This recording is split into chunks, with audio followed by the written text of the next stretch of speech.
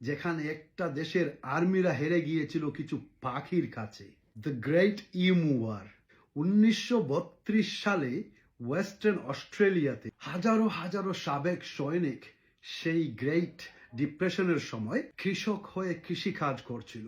আর ঠিক তখনই প্রায় 20,000-এর মতো ইমু পাখি এসে সেই গমের ক্ষেতকে ধ্বংস করে দিত।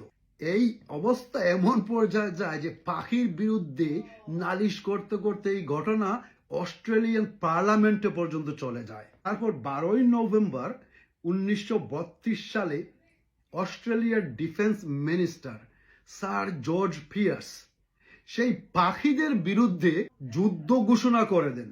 মেজর জেপি মেরেডিফের নেতৃত্বে ইমু পাখির বিরুদ্ধে যুদ্ধ শুরু হয়ে যায়। মেশিন গান সহ 10,000 বুলেট দেওয়া হয় সৈনিকদেরকে সেই পাখিদেরকে গুলি করে মারার জন্য। সেনাবাহিনীরা ইমু পাখির উপর লাগাতার গুলি চালাতেই থাকে, কিন্তু তেমন কিছু ক্ষতি করতে পারে না।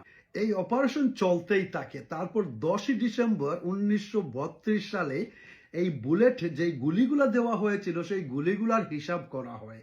দেখা যায় হিসাব করে যে 10,000 গুলি দেওয়া হয়েছিল সেই সেনাবাহিনীদেরকে ইমু পাখিদেরকে মারার জন্য।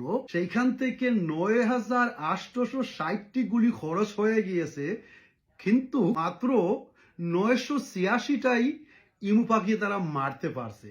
তার পরের দিনই পত্রিকায় ছাপা করা হয় অস্ট্রেলিয়ান আর্মিজ ডিফিটেড বাই ইমুজ, আর যেটাকে নাম দেওয়া হয় গ্রেট ইমু ওয়ার।